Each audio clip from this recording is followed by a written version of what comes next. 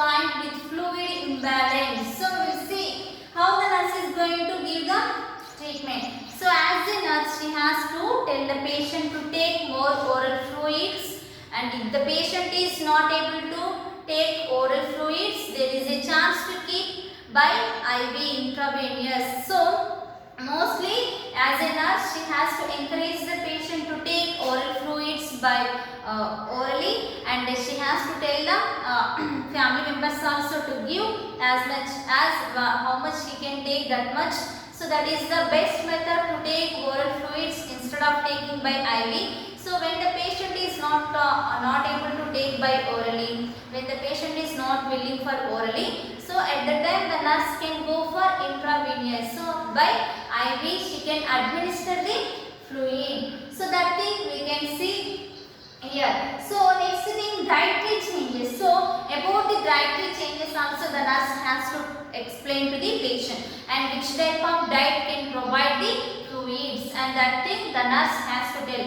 About the fruits and food items, the nurse has to explain the patient and educate the patient about the about dietary changes, and she can provide health education also. So by showing the pictures to understand the patient. So for that purpose the nurse has to explain about dietary changes. For what? To replacement of who is having, so to replacement of fluids in the patient. So that thing we can see in the replacement of fluids, as a nurse has to explain the oral fluids, for how much he has to take and how much quantity the patient has to take. That thing the nurse has to explain. If the patient is not able to take the oral fluids, the nurse can provide intravenous. So that thing we can see in the replacement of fluids. And whereas come for dietary changes, there is a dietary changes. So in the diet there is a changes. So such type of condition.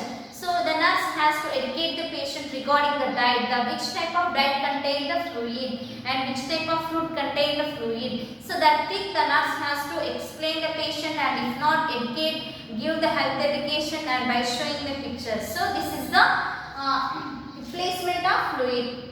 So next thing, already we have seen in the replacement of fluid, if the patient is not taking by orally, so how the nurse is going to replace those fluids? How? Parenteral fluid and electrolyte replacement. So by name itself we can understand that their nurse is going to replace. How? By parenteral fluid and electrolyte replacement. So here that if the IV fluid therapy is essential when the clients are unable to take food orally. So this method is very essential when the clients are not able to take food orally. So according to the doctor, according to the physician advice, they will administer the IV fluids to the patient. So how? There is a classification is there in this IV administration. So in intravenous solution it has classification, and in that classification it has divided in 3 types. So what are those things now we will. So we have seen that is how the nurse is going to administer the medication. So intravenous solution. So how the intravenous solution, how the nurse is going to administer these things now we will see. So intravenous solution it has classification, and it has divided in 3 types, that is isotonic and hypotonic and hypertonic. So this is the classification of intravenous solution. So we understood that how if the patient is not able to take the fluids orally, the patient is not able to take the food orally, so there is a essential method, that is intravenous method. So through that we can replace the fluids and electrolytes in the patient. So to do that thing, there is a intravenous solutions are there, but the solution is having classification. The classification has divided in 3 types, that is isotonic, hypotonic, hypertonic. So we will see what is mean by isotonic and what is mean by hypotonic and what is mean by hypertonic. So in isotonic, which type of fluids are there? In hypertonic, which type of fluids are there? In hypertonic, which type of fluids are That thing now we will see. So, isotonic solution means it is isotonic solutions are often used to restore vascular volume. So, by name itself we can understand that it is restoring vascular volume, often used to restore vascular volume. So, what is those solutions? 0.9% of normal saline.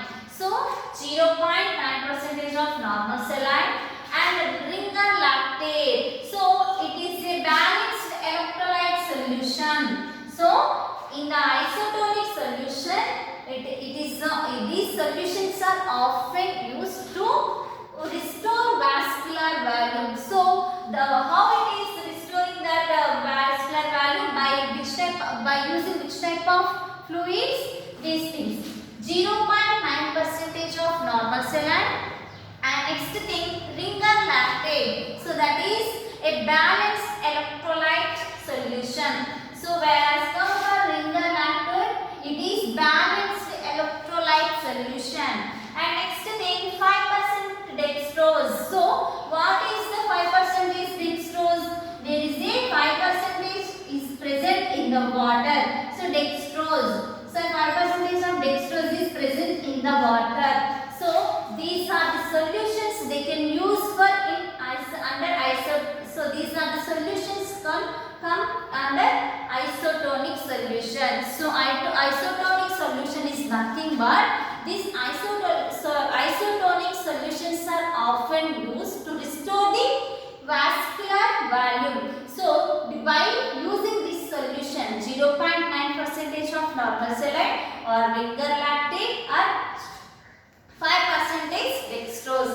And next thing hypotonic. So by name itself we can understand that is hypo.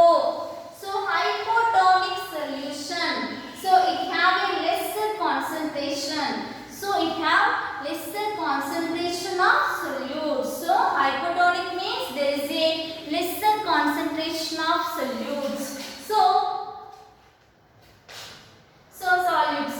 So lesser concentration of solutes, and in this hypotonic solution, which type of solution it contains? That is 0.5% of percentage. And it means that is often is. Whereas seen here in isotonic, it contains 0.9%. And next, whereas come for hypotonic, it contains 0.45% of NS. And next thing 0.33% of NS. So this is also NS only. Here 0.45% and here 0.33%. So that is the difference between hypotonic and isotonic solutions. And next thing we will see hypertonic solution. So in hypertonic solution, so by name itself we can understand that is hyper. So in hypertonic solution it have greater concentration of solutes. So whereas seen in hypotonic there is a lesser concentration, and whereas come for hypertonic there is a greater concentration. So greater concentration of solutes than plasma. So this is the difference between hypo and hyper. And in hypertonic, which type of solutions are present? 5% dextrose in normal saline.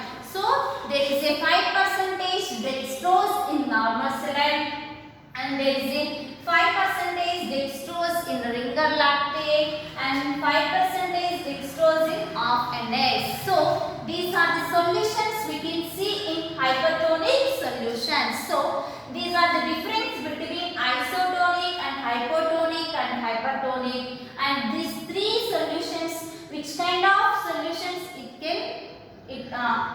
which type of solutions come under this isotonic, hypotonic, hypertonic we have seen. So totally now we understood that is how the nurse is going to replace the fluid in the body. So that thing now we have seen. So in the previous class we have seen how the alteration in the body fluid. So alteration in fluid imbalance, that thing we have seen how it is occurring. So after seeing that condition, as a nurse fluids and replace those electrolytes. So if the as a nurse she has to replace the fluids.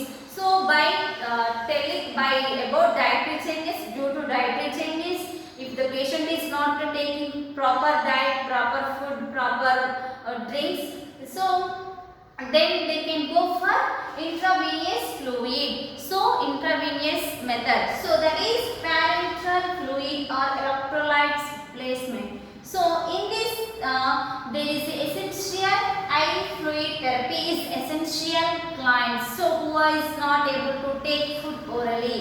So in this intravenous fluid, intravenous method, there are the solutions are there. That intravenous solutions has classification and it has divided in three types, that is isotonic and hypotonic and hypertonic. And what is meant by isotonic, hypertonic, hypotonic we have seen now. So by seeing these things we can understand that how we can replace the fluid in the patient. So we understood, I think you understood this topic. So completed this topic and whatever I have discussed till now I will explain. So I have discussed about body fluid compartment and how many compartments are there and each compartment how much percentage of fluid it contains, and next thing depend on the age group how much percentage of body weight and how much total body volume is present in the each group, in the each age group, that thing we have seen. And next thing, whereas come for alteration in the fluid imbalance. So we have seen how it is occurring in alteration in the fluid imbalance, and by seeing that as in us how she is going to replace those fluids. So if the patient is not taking by food, not taking by orally food or fluids or liquids, that thing if the patient is not able to take, if the patient is not following correct dietary pattern. So next step is what is that? Intravenous method. So next step is parenteral fluid and electrolyte replacement. In this IV fluid is essential. So through this IV fluid, intravenous solution, they can provide the fluid, so they can replace the fluids and the electrolytes also into the patient. So to replace those things there are three types is there: isotonic, hypotonic, hypertonic. So by seeing the condition of the patient, according to the condition of the patient, they have to use the such type of solution for replacement of electrolytes. So this is the topic completed.